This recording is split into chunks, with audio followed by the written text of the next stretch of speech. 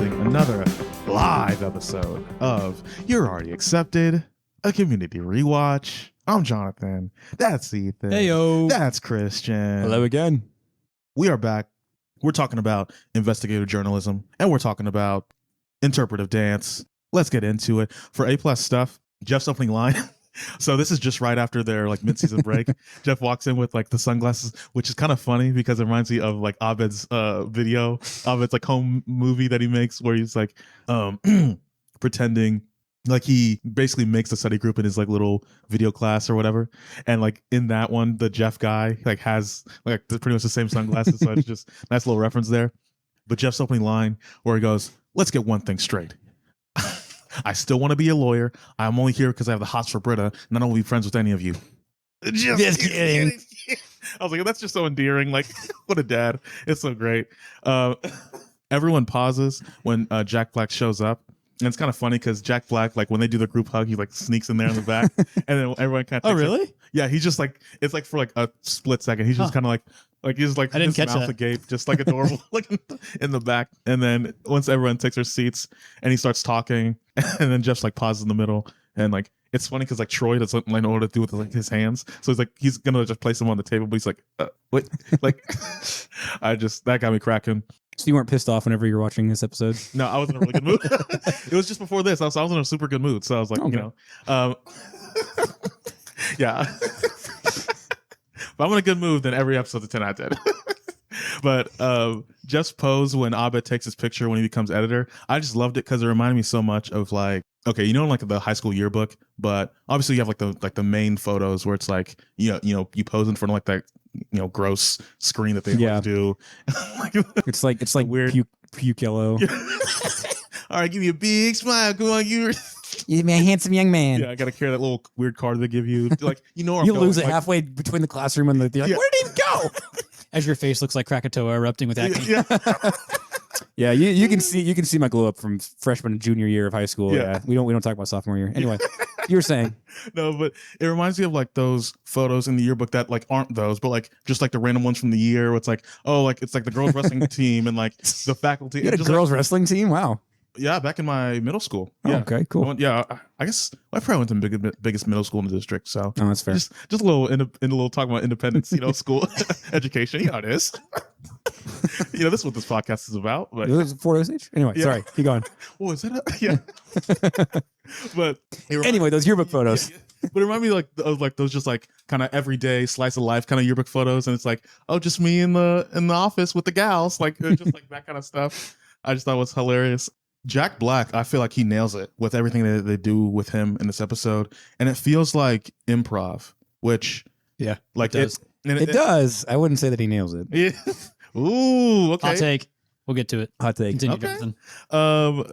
The argument scene over letting Buddy in, I just love the dialogue in it, but I also love how it feels like it's shot like the first couple seasons of Brooklyn Nine-Nine, where like the camera's a little more not shaky, but a little more naturally moving. And it kind of reminded me of like kind of the way they shot that. But I just thought the whole argument itself was great. And I'm trying to remember some of my favorite stuff from it. I'm drawing a blank right now. But yeah, I just really liked that whole bit. And then at the end, before they quit, right before they kick out Buddy of the group, Buddy goes, "Jeff, you're the puppet master, and these are all just your little puppets." And like everyone's like chattering in the background, and Jeff just like waves his hand, and just like everyone shuts up. I was like, "That's awesome!" Like, oh my goodness, what do you guys got for A+ stuff? Well, I love the fact that the intro theme plays right in the middle of Buddy's speech about timing being turned off, because there's such a meta-ness to the show that they throw in there with that joke.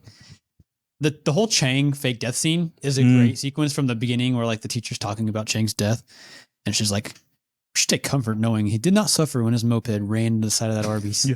And like that's just such a random. That's a Don Harmon line. It really is a Dane Harmon. Dan Harmon. Yeah, sorry. Don Harmon was a Don Harmon, rest in peace. From yeah. Fox 4. Well, yeah. Oh, geez. Okay. But yeah, the Arby's is just like, okay. Yeah. Just such a like, okay, cool. Arby's like, and then when Chang comes in, obviously, and he says he's a man who could never die. Yeah. And then that rap, which honestly is just like such a cool, like, I don't know. It's just kind of get you going. I don't know who recorded, like, obviously it's a real rap group, but I don't know who it is. My name is Senor Chang. Yeah. I am so ill. Yeah. Well, it's kind of, I was thinking about that too, because this is like a point about the music of the show. Because I knew like Dan Harmon was just like a big fan of hip hop growing up. And this is about the era of like because again, I'm watching it through like a 2022 like mindset. So I'm like, where's like the trap beat under this? Like, where's like, you know, like, or like the auto tune, like, but it's like, oh, okay, this is actually mumble rapping. Where's the sampling of it? Yeah. Yeah. Where's like it's like a 1870s like overture, crop like some sort of like spiritual. Yeah, where's that at? But no, it's just, I was like, okay, this actually kind of fits into the era. And so, yeah, I appreciated like the little rap section I had there. Do I get to be the one to reference like maybe the best line from this episode? Go for it. Which comes from Jeff.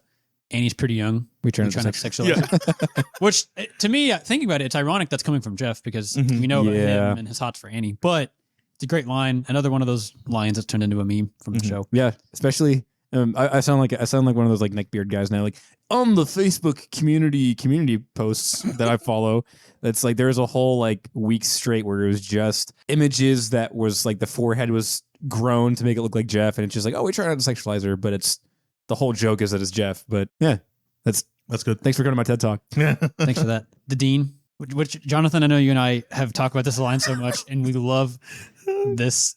I don't know, we referenced it a lot together when we were in person, but the Dean says, racial profiling may not be right, but it can be economical. And then he says, I'm the least racist person in the world. My best friend when I was 6 years old was a black man. Yeah. Which I don't even know what that means. Which is so funny. Yeah, it's like, is that concerning? Or like, you know, what does that mean? But it's just like, yeah, like my best friend growing up was a black man. Like, I want to imagine that it was pretty harmless. Like it was just like, I don't know, do we ever really get a backstory for the Dean? Not really. I think there's one episode where Duncan and the Dean start crying, and it's like, my dad walked out on us, mine too. But I think that's about all we get for the Dean. But I want to imagine that, like, even though this is a throwaway joke, obviously, like, I don't know, the Dean was just like at the DMV, and his mom was just like, you know, berating her. Maybe it's like divorce court or something. Like, I don't know. And there was just like this black man that like was not even like remotely interested in the Dean, but the Dean just like latched onto him. Yeah. Oh, this is Gerald. He's my best friend, you know. And it's like, you know, the custodian or something, or the divorce lawyer or something. I don't know. Yeah, great line from the Dean. I like Abed's Hawkeye speech to Jeff. A great wholesome moment from this episode. And then the Owen Wilson cameo had me dying at the end. I don't know why. First time I watched it, even rewatching this, like you kind of forget about it because you're so, I think, still caught up in the Jack Black cameo. And it just kind of feels like, especially for season 1 Community, it feels like such a big cameo to have. Hey, I mean, this is like peak Jack Black. Yeah. And even like peak Owen Wilson too. Yeah. But like Kung Fu Panda, like you're getting like the Jack Black and you're still kind of like in awe, like this is really happening. This guy's in this episode. And then it's all of a sudden like there's this turn where like, oh yeah, he's not actually going to be part of the group. He is joining this other group. And then Owen Wilson comes in. Like, what the hell? Like, what's going on? That's like a very like Owen Wilson? Like, you know what I mean? Like, it just, was that Owen Wilson or is that his brother? Like, what is that? Paul Rudd. Yeah. that would have been so good. Oh my gosh. What you got, Christian? So I'll be honest. I thought, yes, Jack Black is good at improv. I'll say more about my thoughts on Jack Black, but I loved the whole MASH homage in this episode. Like growing up, like I loved MASH. And so having that be in the show, it's like, hey, that's the show that I know. And I want everybody to watch this episode so they know what MASH is. And then they start watching MASH. Yeah. But like Alan Alda and Joel McHale seem like they are like generational talents, 2 generations apart. Like they seem kind of like similar actors. And it's not really a comparison I would have ever made if Abed didn't do it. But like it makes a lot of sense. You know, he talks about like, you know, sending your soldiers out to go pilfer wine from the countryside, or, you know, avoiding the attempts of Annie Hot Lips Houlihan, like all this stuff. I'm like, yep, that's Benjamin Hawkeye Franklin Pierce, you know? And then just Abed wanted to be called Radar. Like I named one of my hamsters Radar because I thought it was so cool, you know? But I think the lines that Buddy had, really the only one that like got me actually laughing was he was like, have you guys seen the movie Paul Blart Mall Cop? And he like smacks the table. And I'm like, I think that Jack Black actually messed up there. And it's like the delivery of it, Paul Blart Mall Cop. Like you need a fat, skinny, swift agile guy. And like, he's like, you guys saw that movie, right? And he was like trying to find anybody in the crowd who's like, you know, on him. And Abed like raises his hand and then puts it back down. And like, I don't know, just something about like the pacing of that. Like you could tell that I couldn't tell. That's definitely the improv. It's definitely That's where the it tips you improv, off that it's improv. right? But yeah, I thought that those are some highlights of the episode. Again, I thought the whole like, you know, Buddy's the cringe character. It's awkward. Like I know that's the point of it. Like it didn't really hit with me. But the whole you know, Jeff is Hawkeye for the good and the bad. I thought that was awesome. You know, that Hawkeye, you know, he chased women, but he also had blood spurt in his face, and he barked orders whenever the choppers came. I'm like, yeah, that's if you've seen the show MASH, like I think one of my favorite TV scenes ever is Hawkeye like chewing out a bunch of North Korean and American generals for not stopping the Korean War. It's like Hawkeye Pierce ended the 11-year Korean War. You know, but yeah, that's I think that's really what I liked about this episode was the Pierce or the Hawkeye and Jeff connection. Well, it's kind of funny you mentioned like the 11-year thing, and like this is how much I didn't know about history. I didn't know it actually lasts 11 years. I didn't realize like. Well, there's an Abed joke about that in there. Yeah, right? exactly. The whole joke is a joke. I was like, oh, okay. Yeah. MASH lasted 11 seasons. Yeah, exactly. So I was like, oh, okay. Oh, it's like, oh, it actually. Yeah. Are we gonna have a MASH spinoff podcast? Maybe. Absolutely. That would take like 5 years. Yeah. Longer than the Korean War. Yeah. Actually, no, it's still going on. Anyway. Yeah. Technically, I mean, for leading the class, I had Jeff. I think Jeff. Again, you can always pick him in every episode, but I feel like there's like 3 versions of Jeff. Like he shows up and he's happy and he's just like, I'm gonna be relaxed, and so he decides to do that, and like that's very fun. Like, you know, he gets in the editor room and he's just kind of hanging out. He's telling people like to follow these stories. It's fun. And then there's like there's the chill manipulator Jeff, like like during the yeah, like that, like how he silences the group during the when they're deciding to keep Buddy in, he like mentions the story about the meat tenderizer and like kind of whispers to ready to take a vote, like just so there's kind of that thing. He has a little thing with the dean where he's like, maybe I'll crack wise with Annie, and kind of like I just love how he's just like crack wise. But and Abed starts humming the MASH theme song.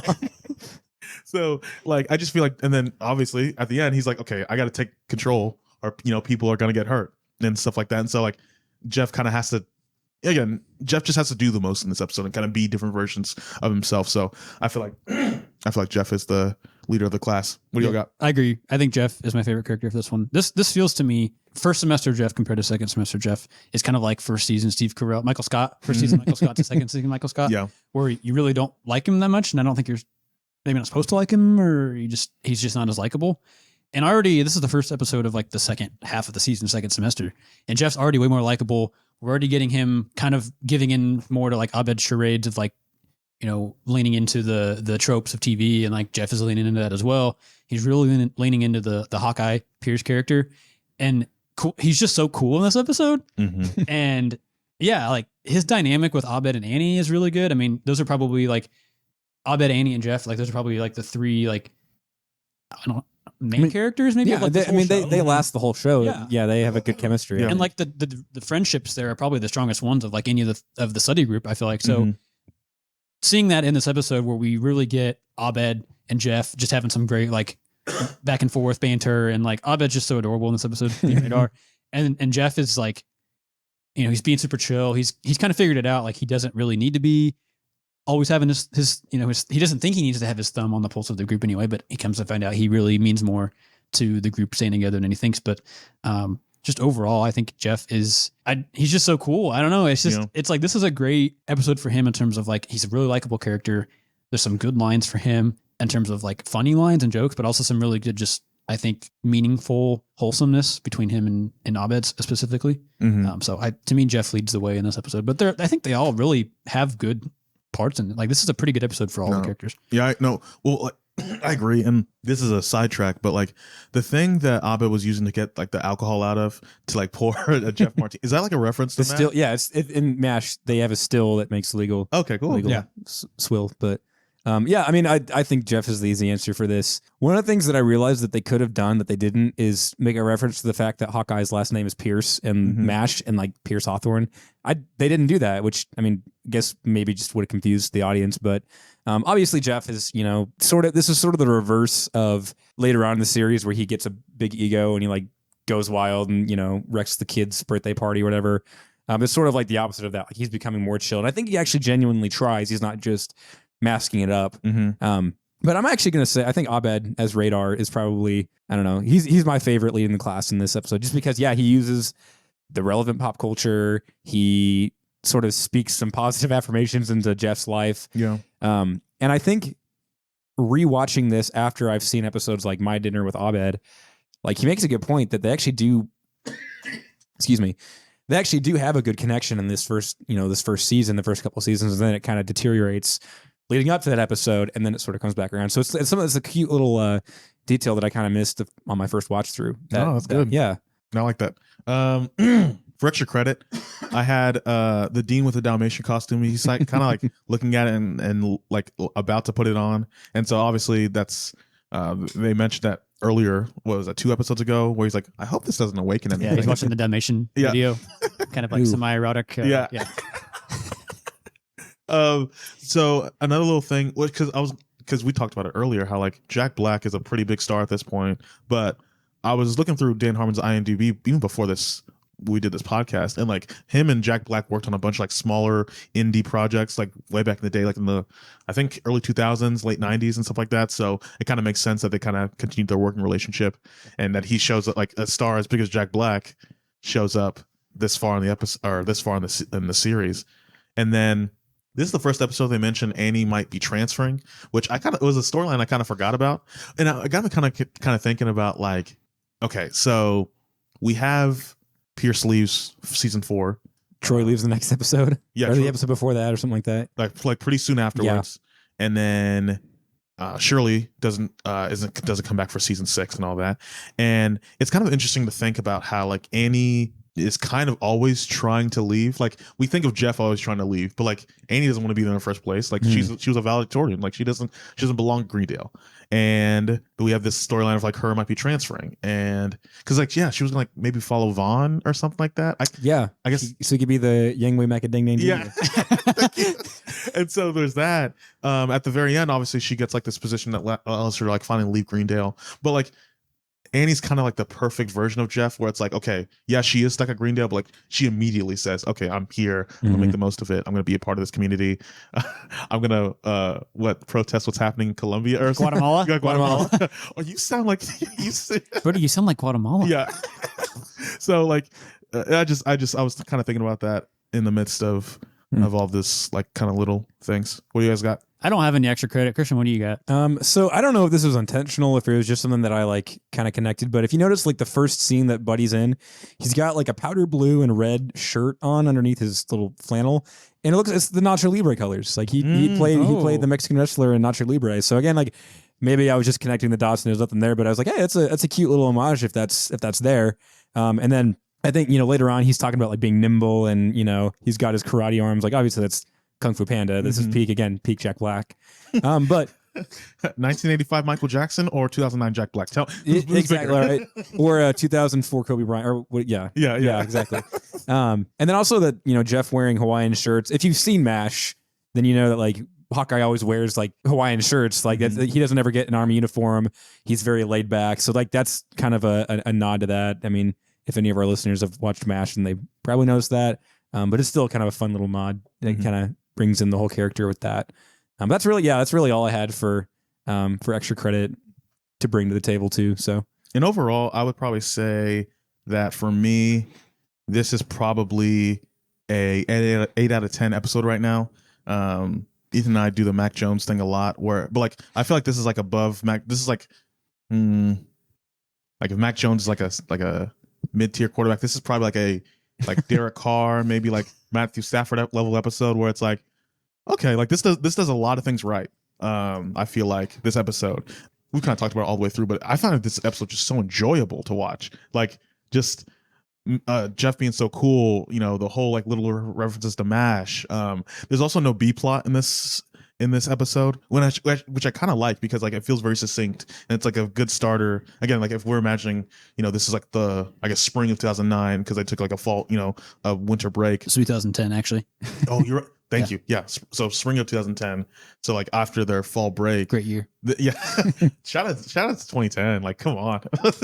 But like it feels like a very appropriate like comeback to the show, and just coming back like a very, I just find it a very enjoyable episode. And like again, like I feel like the lesson is very applicable to anybody. The characters are funny. The dialogue strong. The structure of the episode is very strong. It was a very like classic 3-part. So that's what I got. So What do you rank it? I say for me 8 out of 10. Ooh. For real. Yeah. Okay. So to me, this episode it's okay. I would probably put it like a 6 out of 10, maybe 6.5. I'd put it like the Closer to a 7 and a closer to a Tyler 7 and a 5. Haneke or Taylor Haneke level episodes. Yeah, you got to get that Heineke hype. Yeah, I mean, man, this episode doesn't really make me laugh a whole lot. I think it does have a quirky Community feel to it, just because like, oh, Jack Black showed up. Like, of course he showed up at Community, but I don't feel like I laughed all that much. I mean, there are a couple of great lines, like we mentioned, the one about the dean. Honestly, that B plot with Annie trying to find like who sent out the text, I think is way more enjoyable to me. It's not really that much to it, but there's just some good moments from it. And that's a good point. And Abed and Jeff and the whole MASH references, but the Buddy plot, I think this episode gets ruined for me. I think Christian and I feel the same way about Buddy in this episode. I like Jack Black. Mm-hmm. I do, but he's too much for me in this episode. I have a problem with loudness. People who think they're loud and think People they're funny. who talk loud because they think that they sound smart. Correct. Like it's my problem with like, I think Kevin Hart has some funny jokes, but when he tries to be loud, and that's what the funny thing about him is, that's not work for me. And some people like that. That's fine. That's just that's not I don't find that funny. And so especially like when Jeff pulls Buddy out of the room and he's like pulls him down and I hate you and I hate you. Yeah, like screaming, like that's not funny. It's just being loud. That's the funniness. That's what's the joke, is he's being loud and making a scene. And he's just so over the top that it just kind of really taints the episode for me. I think without Buddy, like if they could have found like the Abed and Paul Jeff, Rudd, come on. Paul Rudd, yeah. Like if they could have found like the newspaper plot as like a B plot and then like had thrown that with any other plot from season 1, like this episode would have probably been like an 8 out of 10 for me. Gotcha. I think the Buddy plot ruins it for me. But with that said, I do wish that we could see another Buddy cameo like later on in the show, like with Starburns, because he joins the group with Starburns. It's like, why don't we see Buddy just like running around with Starburns in like the paintball episode and Owen Wilson? That would have been really funny to see. I also have one minor nitpick, or not really a nitpick, but a question. Why couldn't they just text each other over break? They act like they haven't talked to each other. Because mid-season finale. Right. But this is 2009, 2010. Like cell phones are obviously a thing. I mean, Jeff's on his phone all the time. He has Bridget's number. We know that. They're probably a group chat that they've made, or they all have each other's numbers by now. So like, and they all like, this is a community college. It's not like they all went 5 hours back home. They're all from. It's the same reason why Yoda didn't reference Ahsoka Tano in Return of the Jedi, because she didn't exist at the time. You know, they hadn't written this episode yet. Basically. Yeah. I don't know. What you got, Christian? So a couple of points. I do think that, like you're saying, with Annie trying to track down the text, the person who sent out the text, I feel like there was a lot of like inspiration for the Ass Crack Bandit episode, and then also the Law and Order episode with the smushed potatoes. And so I think that the episode gets props for that for me. Like it seemed like, oh, this is a stinger episode, and they're going to try that again later. But I feel like, okay, so the point of Buddy in the episode is that like, oh, well, we already have half a season where we know these characters, they've meshed together, and now we're introducing somebody new as a point to the audience, like, oh, change is not comfortable. And I feel like that's more of again, like a season 5 plot line where, you know, like there's the one where, oh, wait, well, we're the Nazis. The Germans aren't the Nazis. They're playing the soccer guys, and they're getting kicked out. Like that's what the group becomes, is the, you know, the Greendale 7. I feel like in this one, you know, Buddy starts crying. He's like, "You guys think you're so cool, don't you?" And like I think it's just him being, you know, like you said, kind of hyperactive. But I feel like that point comes up later in the show, is that like, yeah, like they're sort of exclusive. They think that we've had all these self-contained adventures, that nobody else belongs in it. So maybe it would have been interesting if they did have a Jack Black, or whoever the equivalent of that in 2012 would have been, to try to get into the group. James Franco. Exactly. Have a James Franco where he comes in and he's like trying to get a part of the group, and it's obviously this like really famous person, but they're like, oh no, like we don't watch you. Like that would be part of the episode. I mean, we get that with Chang. I mean, for like most of like the second half of the exactly series, right, like, exactly.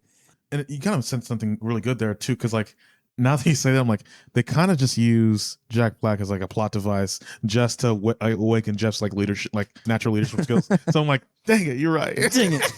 Sorry, no, Jack. No, you know, that's good. But yeah, I mean, yeah, I agree with Ethan. Jack Black's humor, it doesn't work for me in this episode. the cringiness is just like, it doesn't make me want to watch it makes me want to like stop watching the episode. Where he's like, Maji's like, yeah.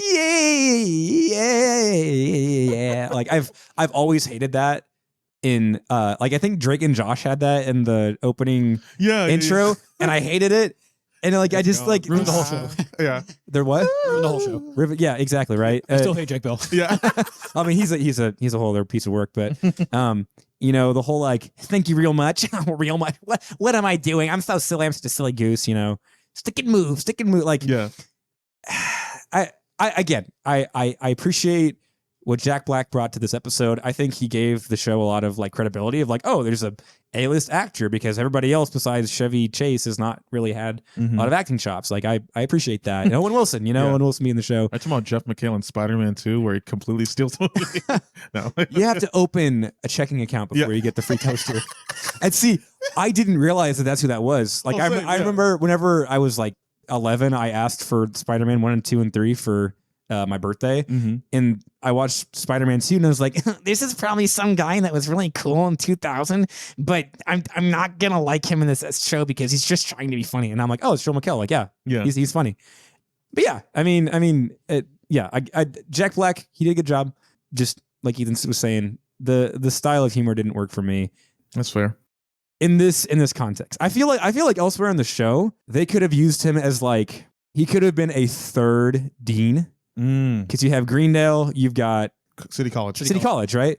And both of the deans are kind of like the antithesis of each other. Like one of them's like really like, I don't want to use the word submissive, but the other one's like very assertive. And so I feel like even PG, rated PG, right?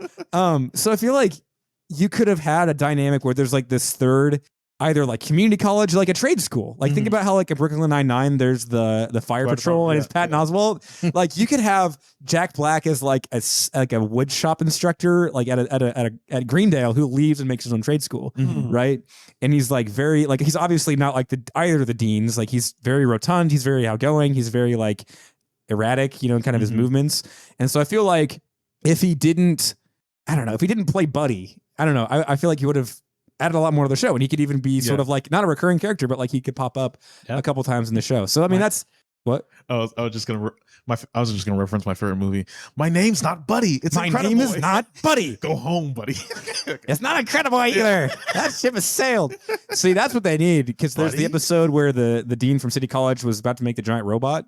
Really, it's just Syndrome from The Incredibles. Yeah, which we never see that robot again. That's no, what they picked for like that episode, like 5 years, seasons away. Year. They never show that again. Ghastly Year. But I think I would rate this a Kung Fu Panda Holiday out of Kung Fu Panda 2. Yeah. Fair enough. On to interpretive dance, A+ stuff. I thought the opening shot was really cool. I don't think they haven't done this yet in the series. So it starts from like the ceiling, and it like spins as it's coming down, and then folds onto like Annie's face, and like it was definitely like an extra, as in like just like you guys are just doing too much kind of shot. But I was like, okay, I appreciate it. You know, I mean, I see what you're doing. Dean Pelton killing the mood between Slater and Jeff, with just talking about the list. He just keeps going. Yeah, I know. He just exactly. That's the funny thing about. I was like, it wasn't like a one-liner or like a three-liner. It was like he's got hit those boots and that hem for what God's obviously made. Yeah. And like he just goes like, yeah, that's so true. But I'm like, that lasted a lot longer. It went a lot longer than. That's what she said. Yeah. Oh gosh, do you guys have any notes or anything about that? I don't know, just the interaction between Pierce and the group when he comes in. He's like, I'm not Mickey Rooney. You don't have to cross your fingers and hope I come in. Whenever there's 30 people would wish I was dead to my face. That's what I call respect. And it's very Chevy Chase acting, like his face, the facial comedy. And then later on, when Pierce is making fun of Jeff for having a girlfriend, and it's like, it's very obviously a man. And Jeff is like, no, it's actually two men. Sometimes I wish you were dead. Yeah. And then he's like, oh, thank you. Like, I know, crumbling. It's cute. Yeah. And see, the first time I thought Jeff said, I wish you were gay. Like, I wish that we could be gay together. And I was like, oh, Pierce is actually like closetly gay. Like, okay, cool. But yeah, this was an okay episode. I feel like I'm always the one that just like lists off lines. Very good. But this one had quite a few that made me laugh. The Jeff line where he says, I think Britta asks him who he's sleeping with or something, and he says last name Beeswax. last name Beeswax, first name Nunya, and Pierce is like, oh, my third wife was married. Yeah, that always makes like Community like best lines. I feel like I've always seen that one. I always die when I see that one. Yeah. It's a great Pierce line. Abed has a really kind of cute line, but it's so funny when Jeff brings Slater in. He's like talking to the group about, oh yeah, Slater and I are seeing each other. And Abed goes, Jeff sort of acts like the dad in the group. So emotionally, this is like being told you're a new mom. And Slater's like, that's not what this isn't actually like that, right? Yeah. And I was like, oh yeah. But can you make macaroni? I love macaroni. It's like, just so adorable. Yeah, she's like, I have. And he's like, macaroni's my favorite. Yeah, it's so adorable. I love it. Yeah. We talked about this earlier before the show, but the Pierce line, the same scene where they talk about Dancing with the Stars. There's some kind of dig at Dancing with the Stars and like gay guys going on there.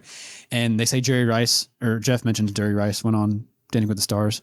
And Pierce is like, oh, Jerry Rice. Oh, I liked him. Yeah. Which it feels like something my mom would say. Yeah. I love my mom, but like she's a little, I don't know. She's very judgmental in that way sometimes about people. Like, oh, I thought I liked him, but I guess not, he went on Dancing with the Stars. Because he likes men. Yeah. Yeah. Which obviously Jerry Rice is, a cool guy. But he's just a great receiver. Troy's got a good line about dancing. Girls are supposed to dance. That's why God gave them parts that jiggle. Coming from Troy, that works too. Like that wouldn't work from anybody else in this show, but. No, that's right. Because like the way he says is like girls are supposed to dance, and that's why that's just like you're very right. And Britta doesn't like really like argue with him on it. Yeah. It's just kind of odd for her, but I think she probably agrees with him. Yeah, and it's like also like you kind of see like the groundwork because I remember when I first watched Community, I was like, like Troy and Britta, that kind of came out of nowhere. But like you kind of see like, oh, they could have like a really good rhythm, like as terms of like having a relationship, which we see later. Yeah, exactly. Yeah. One of my favorite lines is so it's at the very end where Troy is dancing with Britta and Pierce goes, culturally it's unacceptable, but it's theatrical dynamite. I just love how he's like culturally unacceptable. Like he's still living in pre-civil rights within America. Exactly. Really, all of Pierce's commentary in the dance show kills me. Yeah. Oh my gosh. I the shushing. Yeah. I missed this in our comparative religions bit in our last episode, but it reminds me of the other Pierce quote that made me really laugh. It is like, back in my day, like a Saturday night was feeling up a girl, getting drunk and getting punched in the face by a Republican. And it's like that. Like that is the most like pre-racial America quote I can think of. And it's like here, it's like, yeah, culture, it's unacceptable. Yeah. Theatrical dynamite. Yeah. It's like even I just love that line because like he's like, oh, I kind of wish they would be together. Like just like it's unacceptable. Do I support this? I don't really care, but like this isn't really culturally acceptable by the norms from the 1970s. Exactly. So Right. Like I ship it, but whatever. Like, oh god. And then one last shout out to the Mr. X and the meta joke about Mr. X in the end credits.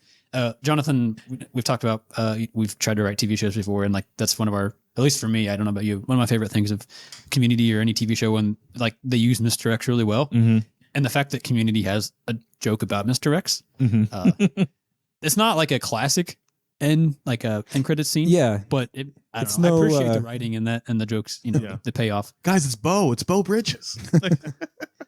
For leading the class, I have Troy. Really, you can go you can go wherever. It's your podcast. But I liked what Troy had to kind of do in this episode. And I liked the idea. Well, actually, and another thing I liked about this episode for Troy too was that we kind of get to like know more about what Troy's actually up to right now, because like we know a little bit about Troy's backstory, right? We know that he's grew up Jehovah's Witness when he was a star football player in high school and all that, and he's been a jock. But like we find out that like, oh, he's still on the football team, and coach asked him to like join the dance class, and he loves it in a very straight way. And so it's like we kind of find out a little bit more about him, and like he kind of gets to save the day at the end, and like kind of like what he said, where it's like he says to Britta, like, your dance was so bad, the most masculine thing to do was to help you. And it's like, but I also think about that where it's like masculinity and like, I don't know, it's one of those things where I strive to understand like what it always means in certain situations, but like something I consistently find is that like I feel like true masculinity is sacrifice. Like it's being willing to being willing to lay on the wire to gosh, Captain America jumping on the fake grenade. Nice. Yeah, thank you. You know where I was going. Steve Rogers. Yeah, that, dear viewers, was a high five between Jonathan and I. Yeah. But yeah, I just love that idea that like again, he kind of masked it in comedy and like pity for Britta, but like I just like the idea like, oh, he's willing to expose himself. And again, like Pierce calls him gay, but Pierce calls everything gay, so it's like it doesn't really actually matter. And like that's another thing about this episode I feel like is a sneaky good lesson, is that like I remember so many times in my life where like doing something embarrassing or like something where like I know people would have eyes on me. It's like I was gonna steal this from like Gary Vaynerchuk, the speaker, social media guy, but he's like, yeah, people care for about 2 seconds and then move on thinking about themselves again. Yep. And so it's like, yeah, like that's kind of how life is. Like you might do something embarrassing or whatever, but like, yeah, people just move on. And like it's like a bad movie, you know. It's like it gets made, and it's like, you know, that Gods of Egypt movie with Gerard Butler. Like it got made, and then nobody talks about it ever again until now. So like, see, Jonathan, I'm going to disagree with you there on that one, because I specifically remember my junior year of high school. We went to a choir contest in Central High School in St. Joseph, Missouri, and we were all walking down the hallway, and we started smelling something really bad. And some poor girl had explosive diarrhea all the way down the hallway and into the girls' bathroom. Oh, God. And I will never forget that.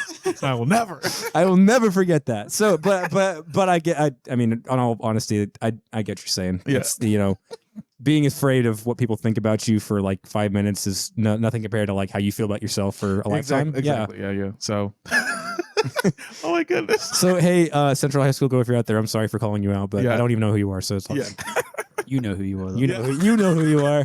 And we haven't forgotten. Yeah. What do you guys got? I got Britta for leading the class. Apparently I'm hot for Britta because I talk about her a lot on the How show. does Kayla feel about that? No, It's not, I know. I mean, not really.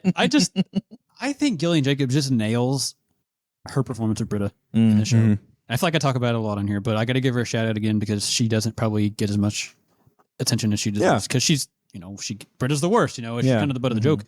She really nails like that scene at the end with the like after the recital where Jeff brings her the flowers, and we kind of get a hint throughout the episode anyway. Like we see her during the dance. Like she sees Jeff and Slater holding hands, and that just throws her off. At this point now, it's obvious that she's got feelings for Jeff still, and she can't do anything about it because Jeff is with Slater, and Britta has been like the one that's pushed Jeff away, but she still has those feelings for him, so she knows that she's kind of in this hopeless position. And you just feel that heartbreak in that scene with her and Jeff when he brings her the flowers. It's like, oh, what a great friend, but like it's that kind of that friend zone feeling of like we've all been there. Yeah, and she knows she's in the friend zone. There's really nothing she can do about it. And I think she's really appreciative of Jeff bringing her those flowers, but it's like, oh, Britta, like, I just feel it. Like she just plays that so well. No, I agree. And like, it's one of those things too, where I feel like with Alison Brie, like Alison Brie, because that's her best feature, but like she acts with her eyes a lot. But like with not Britta, Gillian Jacobs. I was gonna say Britta Jacobs, like that's Brandon Jacobs of the New York Giants. No, but with Gillian Jacobs, she acts like with the bottom of her mouth a lot, and like I noticed that like in that shot, you're right, where it's like in like her eyes, she's like awesome, but like the way she like uses like the purses corners her lips, just like it's like, oh, you feel that like just bit of heartbreak where it's like, oh, like you see her kind of go from like she's somehow happy and sad at the same time. Mhm. She's happy that he's come to see her show and bring her flowers afterwards. Like she feels like it's meaningful, but she's also, you just see her heart breaking and your heart breaks with her. Yeah, no, that's a good point. I feel like, I mean, I agree. I think Britta and Troy are the two main characters of this episode. So I think they both lead the class. I think it's really interesting because obviously season 1 sets up the Britta Jeff romance.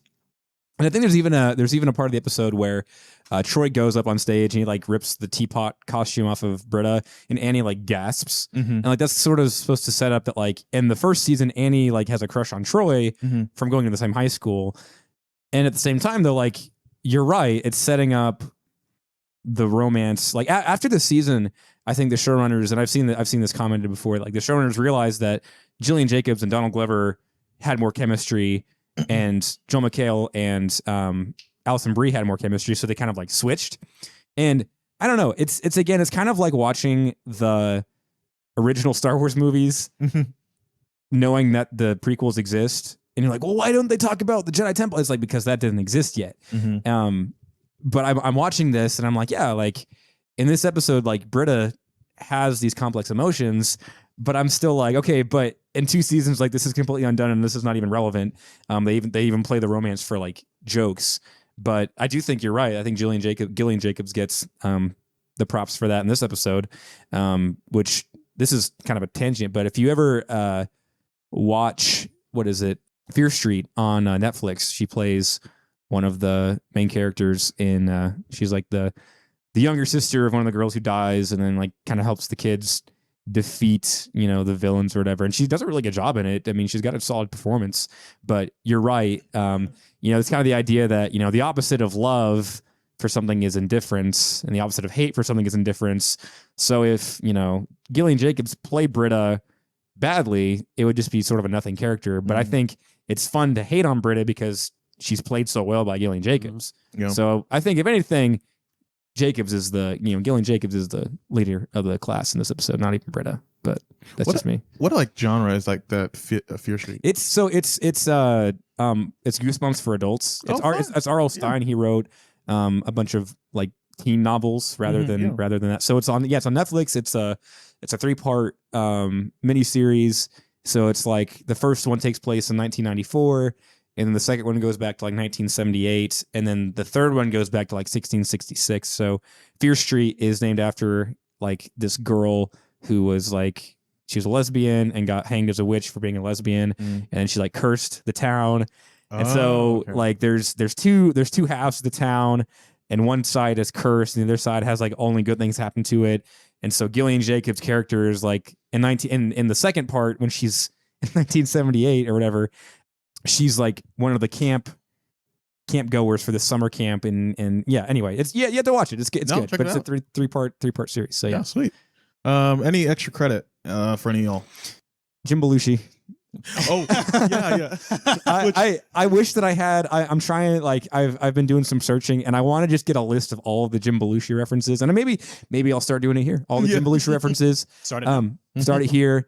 It's like I didn't even know who Jim Belushi was before I started watching the show. Like he's one of those. It's kind of like Jan Michael Vincent from International Cable. It's like once you hear the name, you like recognize it, but it's like I don't know who Jim Belushi is. But that's the whole joke. Is it's like he's the second rate character. So this is where it starts. Is this episode, because man, Jim Belushi's really taking a beating in this conversation, isn't he? I'm about to say, none of y'all ever watch According to Jim? Wait, is that who it is? Yeah. Oh my god! I was like 3 years old whenever that show came out. So his brother was like a legend, a comedic legend, because he was on those early like 5 seasons of SNL, and then he did Animal House.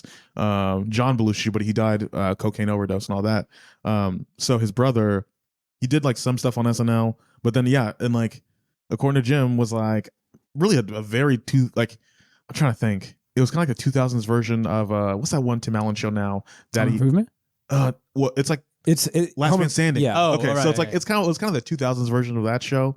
But it was on for 8 seasons, but it was never really that like highly regarded. So it's kind of like gone past with the wind. It's like the wide version of the Bernie Mac show almost. Like it was, but it wasn't horrible. But like Jim Belushi didn't do anything special in that episode. So like it's a very fitting analogy. Still, it's such an out of nowhere. Like he's not an actor that a lot of people think about when they think about comedic actors, and so he's kind of like he's just famous enough to like be recognizable as a name, but like it's the reference is so out of left field too that like it works. Like Jan Michael Vincent. Yeah, exactly. I don't really have any trivia things other than a question about this episode. Go for it. Who's ranked above Jeff on the Dean's Hot List? See, I thought he was going to ask that. I in my head I was like, he asked like because again, later season Jim Jeff would have like obsessed about it. Yeah, because like I have to make it my goal to be number 1 on the Dean's Hot who's list, number 1, which would have been a great episode. And then who's above Slater, because she's at 7. I know Duncan. Duncan is at number 1. Of which, where is Duncan? Yeah, we haven't seen him for a while. Visiting his grandma, right? Or no, I guess it's later on. Hey, buddy, I haven't seen you for a while. Yeah, he's just. Yeah, but I mean, just kind of been out. Jeff at number 2 though, and Slater at 7. I'm like, I guess like Annie maybe on that list. Leonard. It's supposed to just be professors, right? Or it's two student. I think. Oh, Jeff's the second student. Slater's the 7th professor. Well, okay, so that's another question: is Slater the 7th professor, or is she just the 7th overall? Because I thought that at first, I thought, how is she the 7th professor? Yeah. But then I was thinking maybe it's a combination list where Jeff's just 2nd overall on campus and Slater's just 7th overall. Professor Cligoris. Which either way, it doesn't make sense to me that Slater's 7. I don't know, but it's the dean, so Yeah. Dalmatian's number one, I guess. I don't know. Yeah. Slater reminds me of somebody that I like. She looks like somebody else that like is recognizable. Well, it's funny because like there's and Ethan, you might have to like look this up as we go. So there's Liv Tyler, there's Yeah. Evangeline Lilly, there's gosh another not Demi, I guess Demi Moore a little bit kind of looks like them. Marissa Tomei. No, I'll take her out. But like, there's like a few. Are you just naming every like brunette white actress ever? Yes. So there's Elliot Page. I Yeah. guess is an actor. Never mind. There's Shailene Woodley. Shailene No, Woodley. but, like, Jennifer Lawrence, like no, but especially like Liv Tyler and Evangeline Lilly. Like I always like mix them up in my own head, and like, but they look kind of a lot like Slater. And so or- we've talked about this before because I didn't know the name of the actress that played Michelle Slater. Her name is Lawrence DeMille. yeah, She's not really in a whole lot else. yeah, she's in like a bunch of like she's a character actress pretty much. She's I'm just looking at her IMDb. I mean, it's mainly been Like TV. yeah, just TV show appearances. I mean, NCIS. You know, she was in Chicago Fire. Looks like a little bit. Reminds me vaguely of Kate Mara. A really tall Kate yeah. Mara. You know, I can see that. Yeah. Honestly, I have a hot take about Slater and Jeff. I don't know if you guys want to hear it. Let's go for it. I like Jeff and Slater as a couple. I don't know if that's a hot take I or think not. it's a healthy relationship Yeah. Oh, because yeah. they work on it. I just think for the show, you're supposed to not root for it because. because you want Jeff to be with Britta. Is that the Well, I kind of- think again, looking at this as season 1, not knowing that seasons 2 through 6 exist, I think the idea is that Britta still has feelings for Jeff and he has feelings for Slater, and so it's taking. I think there's even. I mean, maybe I'm just Mandela affecting this, but I feel like there is even a like dialogue about like, oh, do I take the safe bet or do I take a risk? Yeah, because about Jeff says this is like one of his one of my favorite lines. He goes, Britta's where I am, Slater's where I want to be, kind of thing. And so you're right. Yeah, go ahead. Cool. No Mandela effect. No Mandela effect. So, I mean, I'm not going to spoil Doctor Strange, but this reminds me of my favorite line from that movie. So cover your ears if you haven't seen it yet. But he's like, it's not that I don't want to care for somebody. It's not that I don't want to have somebody care for me. It's just that I get scared sometimes. And then the response to that is like, all right, well, face your fears, Doctor Strange. And I feel like, you know what? Here's my hot take. Joel McHale's not in the MCU, right? No. I mean, he's in Spider-Man 2. We've established that, but that's anyway. I feel like Joel McHale and Doctor Strange, or Jeff and Doctor Strange, have quite a bit in common. Where it's like they wield different forms of power. I mean, like, you know, as Jeff can, but he's not like content with it. Like he knows he's the puppet master that Buddy talked about in the last episode, but he's not like secure and content with himself. So I don't know. Yeah, I feel like there's a Doctor Strange comparison there somewhere. No, I like it. Yeah. Way to pull in a row. I mean, he was Hawkeye in the last movie or the last episode, so now he's Doctor Strange. I like it. I feel that. I don't know. I just back to the Slater Jeff thing. We got on a tangent on there. That's okay. I mean, I think you make a good point. I think that's the interesting thing about Jeff and Doctor Strange. Kind of some parallels between their character arcs, maybe. But you mentioned like the line that Jeff says later, where like, "Britta's where I am, Slater's where I want to be." Looking at this, not as a fan of the show, just looking at it looking at the people in the show.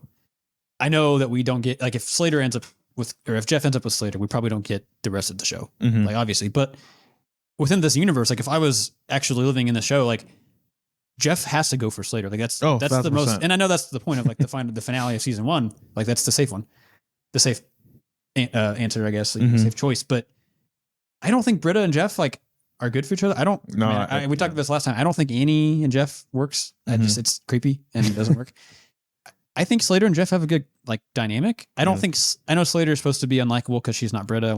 And we mentioned that, but like I think Slater's cool. I think she honestly works well, and I think like for her, even if in the context of the show, like if she and Jeff obviously they don't work out, I'm shocked we don't get her more like in later seasons as like kind of a like a guest appearance. Yeah, because I think she kind of like I think the actress kills it.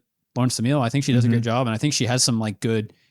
She's not a fantastic actress, but she's a good actress. Yeah. And I think the lines she has, I think she does a good job. You know, we mentioned like with her and Abed, where he kind of like thinks of her as his mom all of a sudden. And I think she does well with her delivery on that. She does well with what she's given. So but even just looking at the relationship between Jeff and Slater, I don't know if this become the relationship Slater podcast, but actually, okay. So you say something really good there, because in the whole argument after Dean's like, are you guys dating or boyfriend girlfriend? And she's like, yes. And he's like, you know, Jeff, The world's best friend.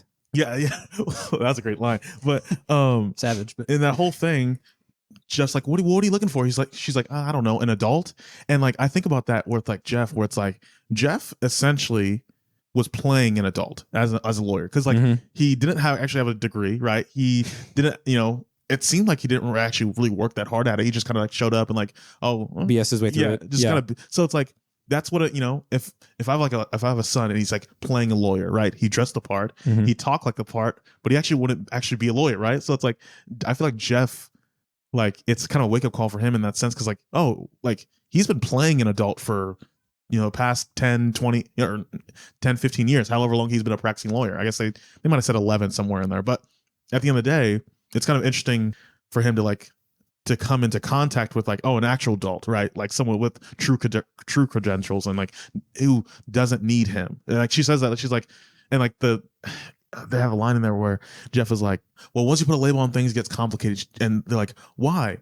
Because you might have to unsay it later. Yeah, and she's like, well, whoop do you freaking do? Like, that's life. Like, go ahead. Face your fears, Dr. Strange. Anyway. Yeah. No, I think you're right, Ethan. I feel like if Slater and Jeff get together, then the show's essentially over. But I think what the show eventually becomes is the idea that like Slater and Jeff can't get together because she doesn't approve of him with the study group.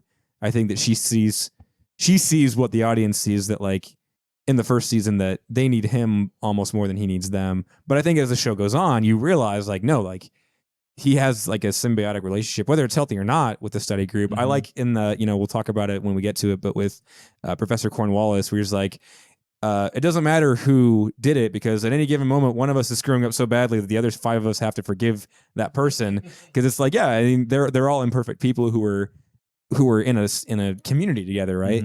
And so I feel like, especially if you transport these season 1 characters later on into the series, like they can't get together because Slater won't approve of Jeff and the study group, and he's going to choose them over her. That's a good point. Yeah, and that's actually too, because earlier in the series, episode 7, at the very end, hey, Pierce needs your help. Jeff, you're the only one who can help. And like Pierce in there, is that Jeff? He's the only one who can help. Like that's it. Like he's Slater. And again, like we've talked about that on the episode. Like he was honestly like, if I were him, I'd think about choosing Slater at least, like, because like I didn't do anything wrong. I didn't tell Pierce to take drugs or whatever, but like in that situation, he chooses the study group, and like so that's just. Like and that. I think that there's something interesting. I don't know. I feel like in this episode, I think back to Jonathan and I. We used to be roommates, and there used to. Well, I don't know. You haven't heard what I'm going to say yet. No, I'm just kidding.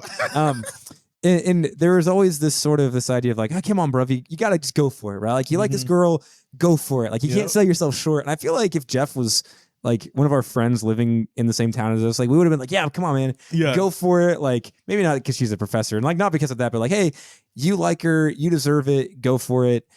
But I feel like Jeff is also kind of like, maybe not you, but he's at least like me, where maybe he's kind of self-sabotages. Because like he's so worried about making a commitment that he wants to torpedo it before it even gets off the ground, right? And maybe, I mean, you could make the argument that the study group is sort of toxic in that, they all keep each other from leaving. I mean, I don't really aspire to that, but you can make the case for it.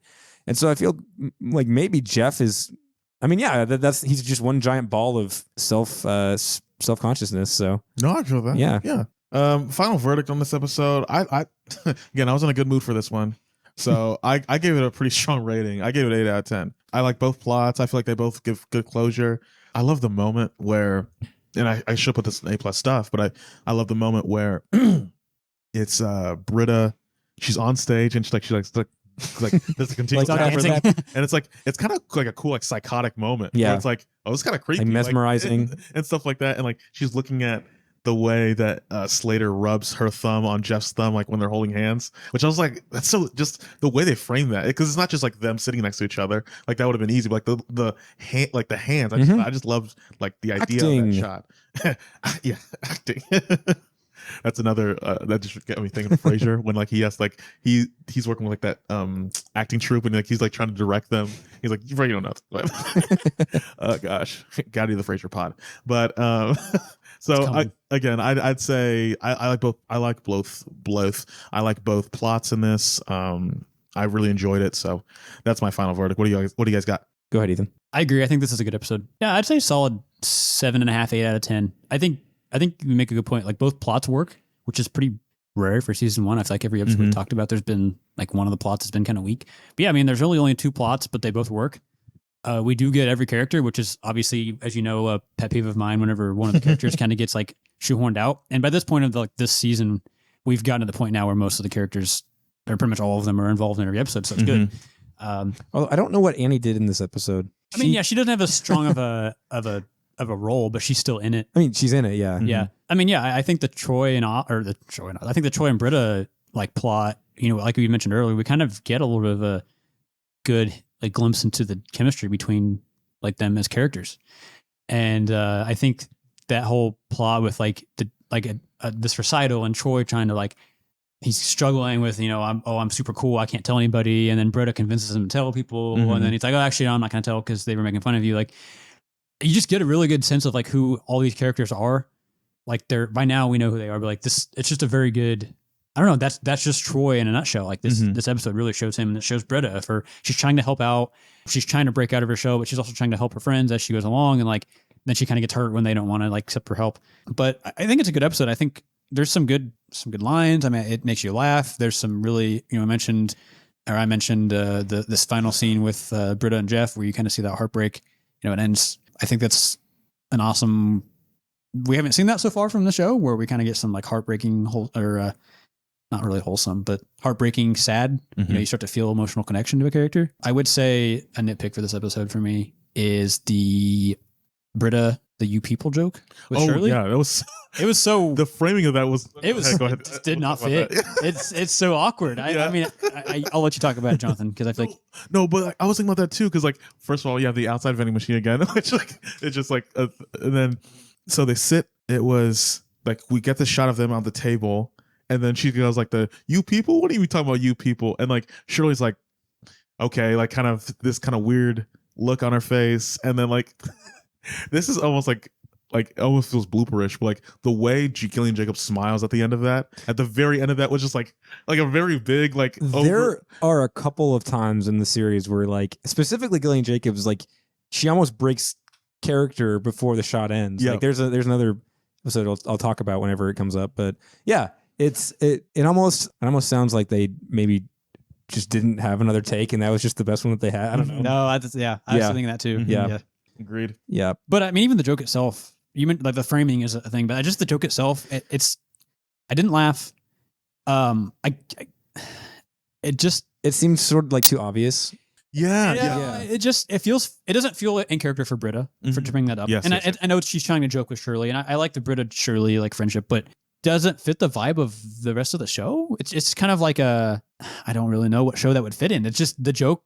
It's not really a funny joke. And the line itself with that whole like, "Oh, you people," like, "Oh, I get to say it now." Yeah, like, it's a pretty immature, like for the writers of the show, it's pretty low hanging fruit. Yeah. Yeah. And it feels like, what it feels like? It feels like you know what it feels like. It's almost like but it's like if Jeff was like in that situation, he would be like doing that to like stay away from like because Shirley says like something kind of actually serious, and so like Jeff would be like, "Oh, what do you mean by you people?" as like a way to like distance himself. Yeah, to avoid conflict. Almost like Shirley, as a Christian, if I murdered a man, would you forgive me? So either me being late is acceptable, or my time is worth less than a dead man, or whatever. Yeah. But you're right. But I feel like for this episode, I'm gonna rate it a background noise out of rewatch. Like I watched it once before the episode we recorded this, and then I watched it again to sort of take notes. And like I had a hard time getting through it. Like there wasn't anything like keeping me going through the second rewatch. It was sort of like here they're hitting the beats. Here's Slater and Jeff, and they're sneaking around.